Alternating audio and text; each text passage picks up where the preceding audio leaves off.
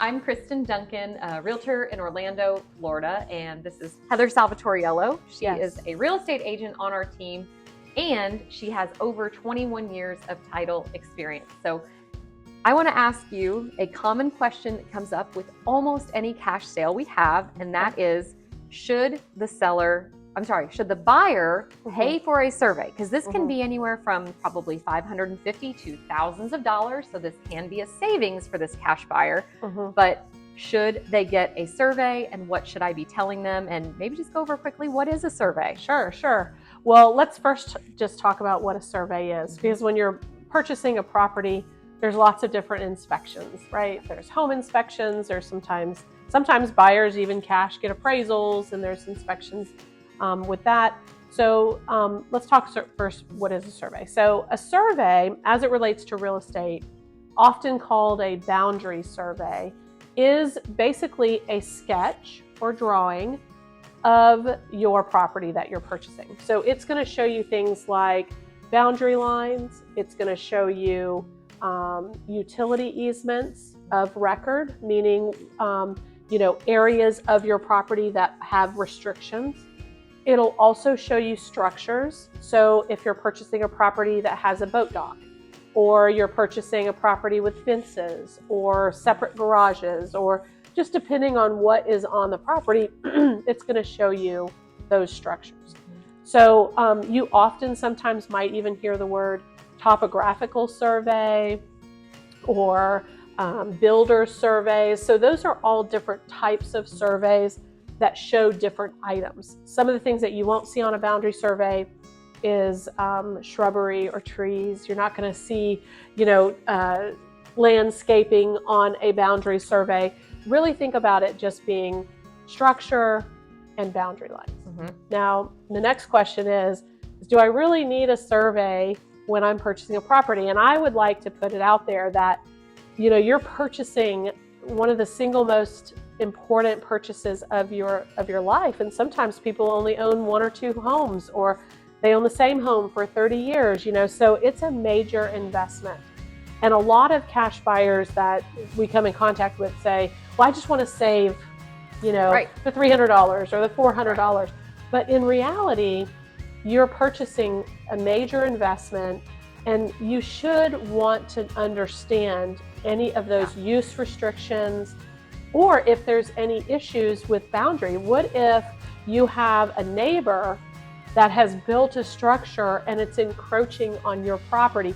This is something that you're going to want to find out about, because you don't want to have to deal with this issue down the line. And this happens regularly. The house my parents have lived in for 30 plus years, and 40 years since I was little, their neighbor's porch, like their back deck, was actually built onto my parents' property. And I mean, that's kind of a big deal. It is a big deal. I have a great example of another situation that kind of came up. We talked about the porch.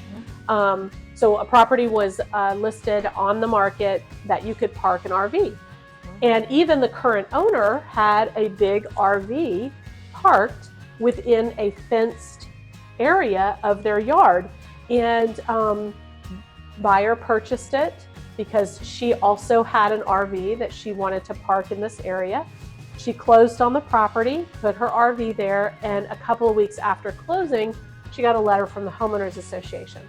And the Homeowners Association said, unfortunately, the fence that is on your property is encroaching on our property by 25 feet, and it needs to be removed. Well, come to find out, that area that the other RV was parked in was actually not their property. And the prior owner didn't disclose this information. And the only way that we would have found this out is if a survey had been done on the property, because it would have shown her boundary line with the fence overlapping, and it would have been clear that there wasn't room for an RV there. So she was a cash buyer. She purchased the property and elected not to have a survey done. And this is something that was uncovered afterwards. And this was important because she had purchased the property to actually park her RV. And I'll say this wasn't a transaction that we closed. Right. It's a good story that we just understand the importance of a survey. And so that is a situation, if I'm understanding correctly, where title insurance isn't going to cover you, because if you don't have the survey, it's going to be an exception on your title insurance. So this isn't somewhere where she has the ability to go back to her title insurance and say, help me. That's correct. Yeah. That's correct. If you don't have a survey, then you do not have any survey coverage on your owner's title policy. Let's also talk just really quickly about the contract. I mean, within the contract, there are provisions that if there's any matters of the survey that need to be addressed, that those can be addressed during contract period, right? I mean, this could have gone a different way. Let's say they found out that the survey was done and the fence line was off, then they could have come to a different arrangement potentially. The contract could be renegotiated, or in that case, the buyer could have said, I'm not going to purchase the property. Those things all could have been handled during the contract period if we would have had a survey, even a prior survey, and you have lots of situations where sellers give a survey copy, and that's a whole nother conversation. Well, too. Let's go there. It's like segue into it. No, it's perfect. You're a cash buyer. You don't want to pay for a survey. Let's say it's $1,000, $1,500. You don't want to pay for a survey. So the current owner of the home says, well, here, I have a survey. Let me save you $1,500. I have a survey. Here it is. Right. Happens all the time. Right. Happens all the time. We often see where buyers are accepting of these surveys. There's some problems with this. There's some things to consider. One, when was the survey conducted? Is it the survey 10 years old? Is it 15 years old? Was it done 6 months ago? I mean, that's a factor, right? Yeah. If it was a survey that was done very recently, that may have a more of a bearing on the decision. The other thing is has anything changed since that survey was done? And we're not just talking about the current owner. Yeah. We're talking about adjacent parcels. So let's say you ask the seller, did you make any changes to the property from this survey? And they say, no, I haven't made any changes. Well, can they necessarily say that on behalf of all of their neighbors? Right. And it could be 3 neighbors. What if a neighbor next door installed a new fence and that new fence was encroaching on your property that you're about to buy? So a seller giving a buyer a prior survey is good because it's a good reference point, but it really does leave some holes that the buyer has some unanswered questions. Should a buyer accept a prior survey is a question that they'll have to decide themselves. There's risk in that. Also keep in mind that the survey is only as good as the seller is able to certify. Let's talk about a whole nother issue that could come up. What if the surveyor made a mistake? So a seller doesn't necessarily understand the nuances of how to read a survey, how many, the meets and bounds is, how they map out the property line. So what if the surveyor made an error on the survey? When you as a buyer accept a prior survey, that surveyor certified that survey to the prior owner. They did not certify it to you. So you essentially, if the surveyor made errors, you essentially do not have any certification to you as the new buyer. There's no proof. Mm-hmm. It could be, you could look at it and say, well, it looks all the same. Oh, neither neighbor hasn't put up a fence. Okay, great. Look, all of these are lending me to believe that I could probably accept this, but there is the one factor is what if the surveyor made a mistake? And so those are all things to consider when you're thinking about using a prior. So to me, it sounds like a home inspection that hopefully there's nothing wrong.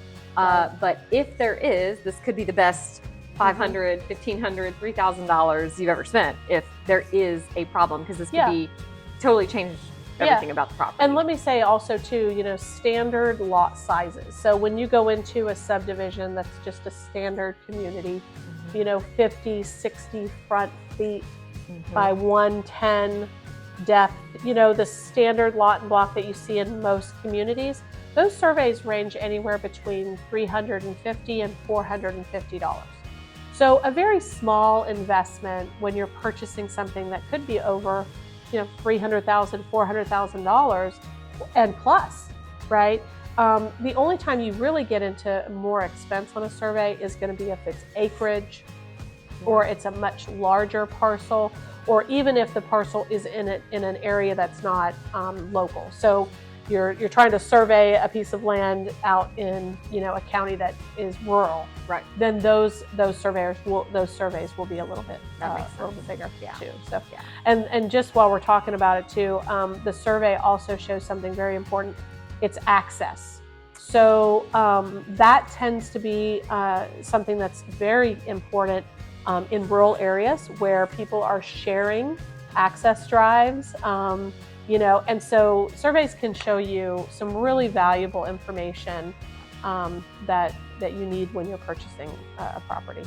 So bottom line is, Heather's advice is going to be, get a survey. It's up to you if you're cash. It's not required, but there's a lot of reasons to spend that, hopefully a little bit of money that could pay off down the road. Absolutely. So, yes, absolutely. Hope this was helpful. Our expert here would be happy to answer questions. I might be able to help you. She knows a lot. Like I said, 21 plus years in title. But don't forget to like and subscribe if you like this video. Feel free to comment and let us know if there's any other questions you would like addressed, or if you'd like us to reach out and answer any personally. But thanks so much for tuning in. Thank you. Hey guys. That's okay. This is Teddy and Yogi. They're future buyers